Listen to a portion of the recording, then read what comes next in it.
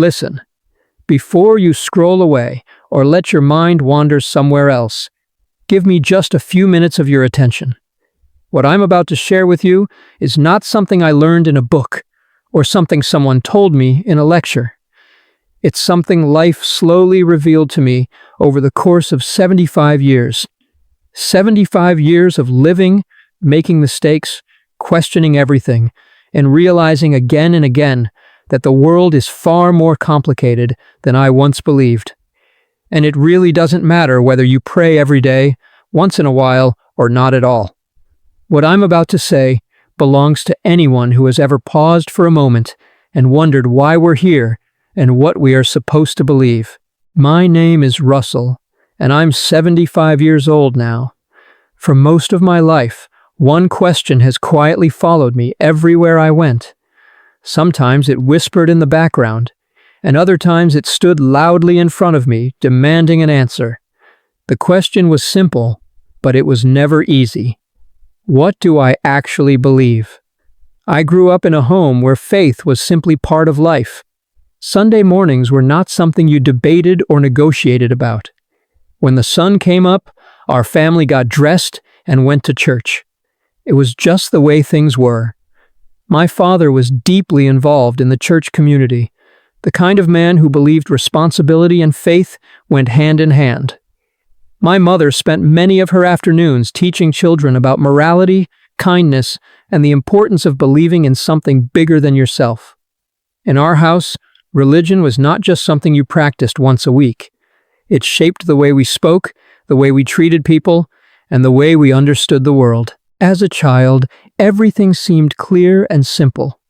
I memorized passages and repeated words that older people had passed down for generations. At that age, I never questioned any of it. Why would I? The adults around me seemed confident and certain, and when you are young, certainty feels comforting. The world appeared neatly organized in my mind. There were clear lines between right and wrong, between belief and disbelief, between the people who were saved and the people who were lost. It all felt stable and understandable. But love has a strange habit of challenging the things we think are certain. When I was 23 years old, something happened that changed the direction of my thinking in a way I never expected. My best friend died in a car accident. One moment he was alive, laughing, making plans for the future, and the next moment he was gone, just like that. It was sudden and brutal in the way that real-life tragedies often are. He was one of the best people I had ever known. He was kind without trying to impress anyone. He helped people even when it inconvenienced him. In many ways, he was a better person than I was, and yet he was the one whose life ended in an instant. I remember standing at his funeral, surrounded by people speaking in quiet voices and offering the same familiar phrases people often use during moments like that. They said it was part of a bigger plan. They said he was in a better place now. They said everything would make sense someday. But as I listened, something inside me felt different from what I expected. Instead of comfort, I felt anger. For the first time in my life, the answers I had always trusted felt too small for the reality in front of me. None of the explanations seemed strong enough to carry the weight of what had happened. I looked around the room at people repeating the same words, and I realized that deep down, I didn't understand anymore. The certainty I had grown up with began to crack. That moment didn't turn me into someone who rejected faith entirely. Instead, it started a long journey of questioning. I began asking things I had never dared to ask before. Not the polite questions people ask when they already know the approved answers, but the difficult questions that don't always have clear responses. Why do good people suffer while cruel people sometimes seem to succeed? Why are there so many religions across the world, each one claiming to hold the truth? And how could millions of sincere people believe completely different things about something as important as the meaning of life? These questions stayed with me for years, and eventually they pushed me to start searching beyond the boundaries I had always known. I began reading widely, trying to understand how different cultures and traditions approached the same mysteries of existence. I read religious texts from traditions I had never been exposed to before. I explored philosophical writings from thinkers who spent their lives wrestling with the same questions that troubled me. At first, I thought that somewhere in those pages I would finally find a single perfect answer that explained everything clearly. But the more I read, the more I realized that the world was filled with many perspectives, each one offering its own interpretation of truth. What surprised me most was that many of those perspectives contained wisdom that felt deeply meaningful, even if they came from places very different from my own upbringing. Slowly, my understanding of belief began to change. Instead of seeing the world as divided between absolute truth and complete falsehood, I began to notice that many people, in many different traditions, were asking the same questions about life, purpose, and morality. They might use different words, follow different rituals, or describe the universe in different ways, but beneath those differences, there was often a shared desire to understand our place in the world. That realization didn't solve all my questions, and it certainly didn't remove every doubt. But it opened my mind in a way that had never happened before.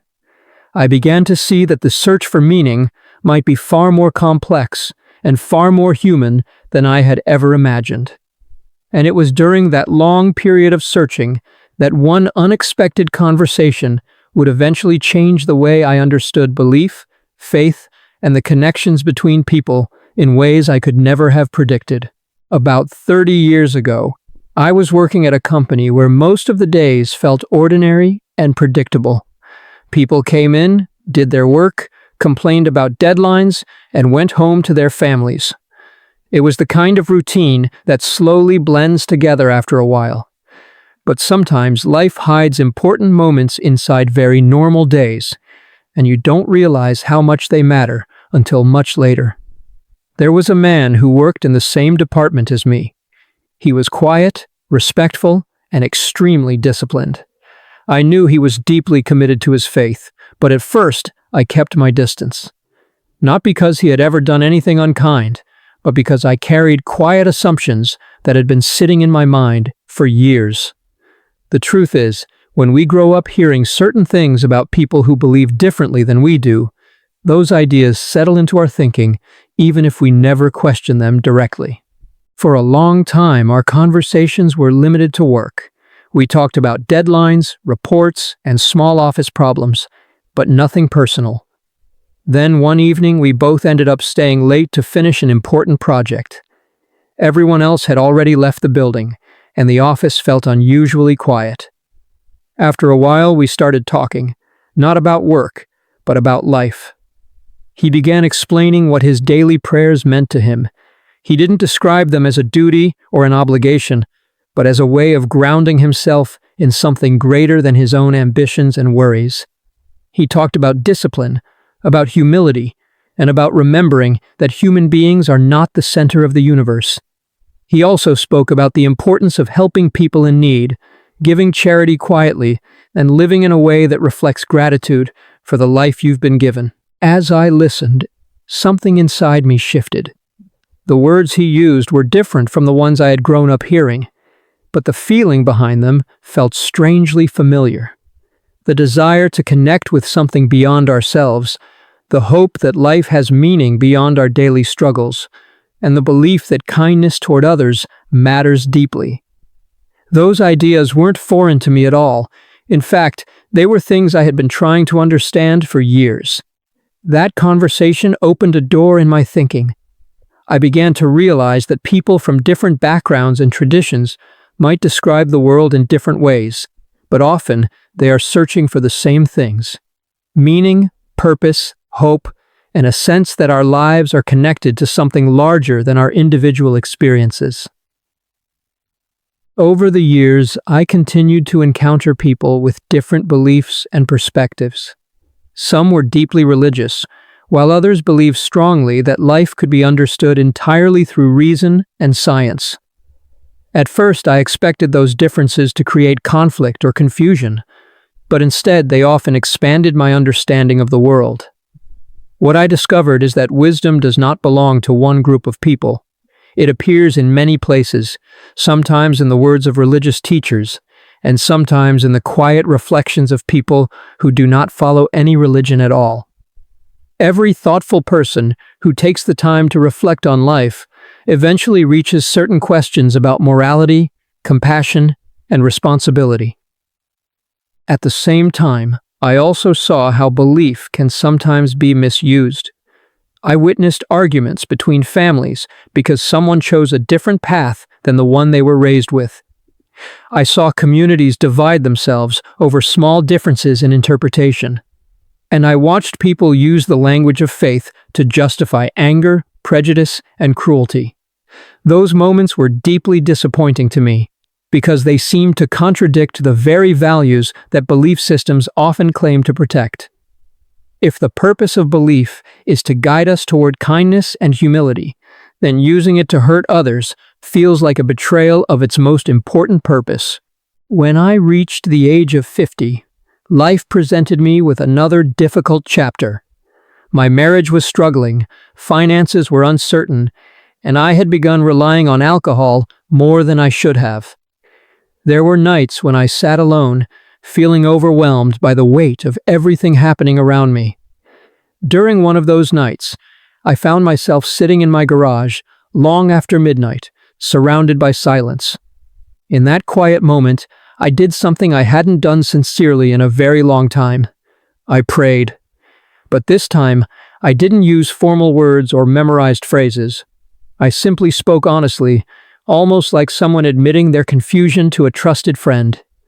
I said that I didn't even know if anyone was listening, but I needed help because I could not figure everything out on my own.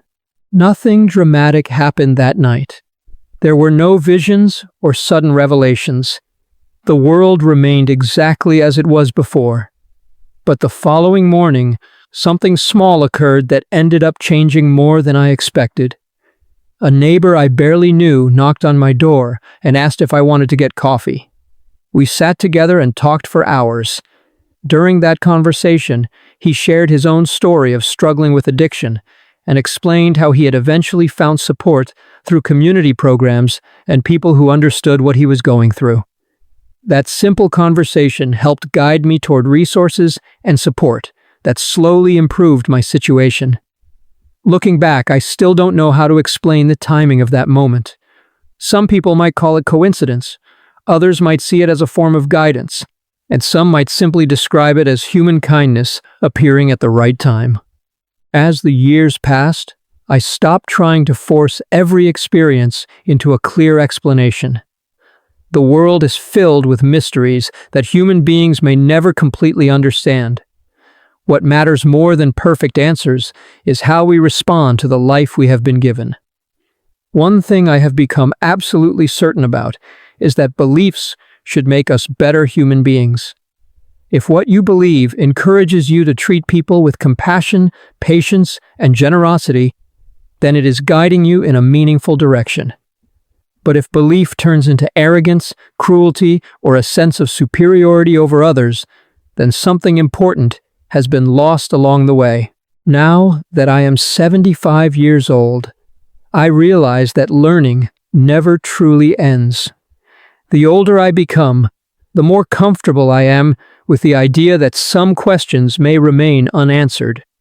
Curiosity, humility, and kindness seem far more valuable than pretending to have complete certainty about everything.